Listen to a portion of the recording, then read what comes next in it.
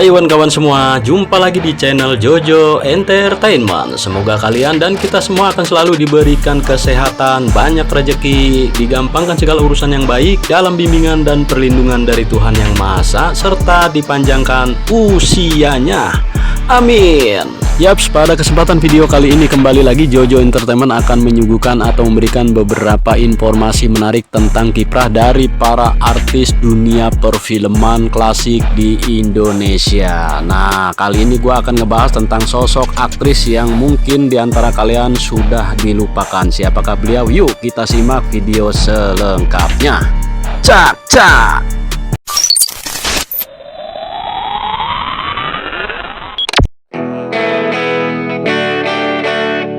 Oke, seperti biasa di video-video gue sebelumnya selalu membahas atau memberikan ulasan tentang informasi dari sepak terjang para artis-artis dunia perfilman Indonesia klasik di era 70 hingga tahun milenium.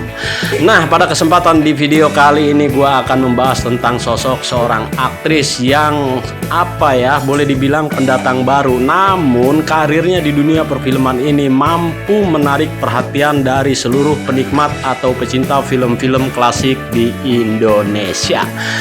Oke, langsung aja akan kita bahas siapakah beliau dan bagaimanakah tentang kiprah perjalanan karirnya di dunia perfilman Indonesia. Yuk kita bahas.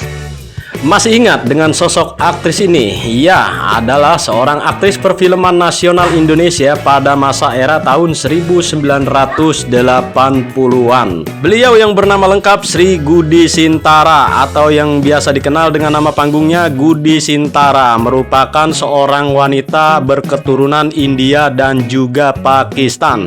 Lahir pada tanggal 22 Agustus 1960 di Medan, Sumatera Utara. Nih kawan, untuk profesi atau pekerjaannya yakni merupakan sebagai seorang model dan juga sebagai seorang aktris di dunia perfilman Indonesia. Merupakan darah campuran dari sang ayah, sedangkan ibunya adalah asli di Ponorogo, Jawa Timur, Indonesia. Menurut beberapa sumber bahwa Gudi Sintara ini setelah menamatkan sekolahnya di SMA pada tahun 1978, kemudian beliau hijrah ke Jakarta dengan mencoba jalur pekerjaan sebagai model, dan diawali dan dibekali dengan parasnya yang cantik berdarah keturunan Indo, India dan juga Pakistan ini ternyata mampu mendukung hingga mempermudah dirinya untuk mengikuti tes di berbagai kontestan di model pada saat itu. Namun tidak lama menekuni dunia permodelan, gadis cantik ini kemudian membintangi beberapa iklan kecantikan wanita pada tahun yang sama. Gadis kelahiran Medan ini dengan tinggi kurang lebih 171 cm ini mendapatkan tawaran scan produksi di beberapa film yang pernah ia perankan, bahkan menjadi seorang figuran atau peran pembantu pada debutnya di dunia perfilman di Indonesia. Gudi Sintara memulai debut karirnya di dunia perfilman Indonesia yaitu lewat sebuah film perdananya yang ketika itu turut membintangi film yang berjudul Cinderella yang diproduksi pada tahun 1980. Kemudian berlanjut dalam sebuah film lainnya seperti Tumbal Iblis di tahun 1981 dan juga ada Tangan-Tangan Mungil pada tahun yang sama. Dari sekian beberapa film-film yang beliau perankan, ada salah satu film yang sangat fenomenal yaitu yang berjudul Golok Setan yang beradu akting bersama aktor kawakan laga Indonesia yaitu Berry Prima dan Adven Bangun. Film Golok Setan sendiri diproduksi pada tahun 1983. Dan pada tahun yang sama juga beliau melanjutkan lewat sebuah film yang berjudul Si Buta Lawan Jaka Sembung pada tahun yang sama. Dan ternyata Gudi Sintara ini mampu mengimbangi peran dari aktor-aktor senior lainnya kala itu. Dan bahkan nama Gudi Sintara ini disejajarkan dengan Giti Srinita serta Joyce Erna dan Eva Arnaz. Keren kan? Yap, pada video selanjutnya gue akan tampilin beberapa list catatan filmografi dari beliau. Yuk kita simak video selengkapnya. Cak cak.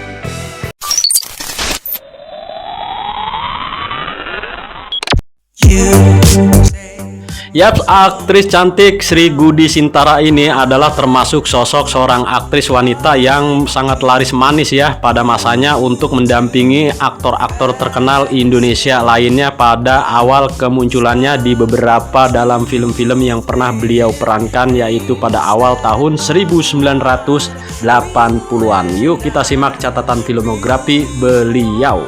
Sri Gudi Sintara memulai debut karirnya di dunia perfilman Indonesia pada tahun 1980 lewat sebuah film yang berjudul Cinderella. Kemudian pada tahun 1981 ada Tumbal Iblis, dan di tahun 1981 juga ada Tangan-Tangan Mungil. Lanjut di tahun 1982 ada Nenek Grondong, dan di tahun ini juga ada Hukum Karma serta Dongkrak Antik bersama Warkop DKI. Kemudian pada tahun ini juga ada Ajian Macan Putih yang beradu akting bersama Teddy Purba.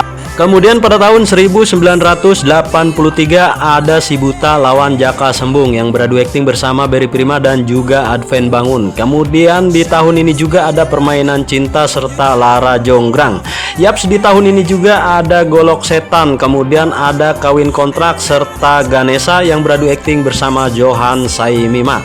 Dan untuk film terakhir beliau pada tahun 1984 lewat sebuah film yang berjudul Tergoda Rayuan. Nah, jadi untuk catatan filmografi beliau ini ada beberapa sumber yang menyatakan beda ya dari filmografi beliau. Ada yang bilang bahwa beliau ini pernah bermain di beberapa film, diantaranya ada Dukun Lintah, kemudian Jin Galunggung, terus Asal Tahu Saja, dan beberapa film-film lainnya yang pernah beliau perankan. Jadi gimana nih menurut kalian tentang kiprah atas sosok seorang aktris yang satu ini ya? Berikan tanggapan kalian di kolom komentar. Oke ya kawan-kawan, sampai ketemu lagi di video gua yang akan datang. Bye bye.